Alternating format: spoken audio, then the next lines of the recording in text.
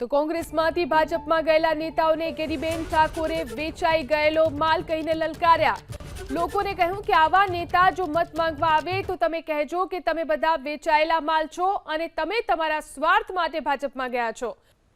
વ્યક્તિગત સ્વાર્થ માટે વેચાઈ ગયેલો માલ કે તમારી પાસે વોટ માંગવા આવે તો કહેજો કે તમે બધા વેચાઉ માલ છો ને તમારા વ્યક્તિગત સ્વાર્થ માટે આવ્યા છો।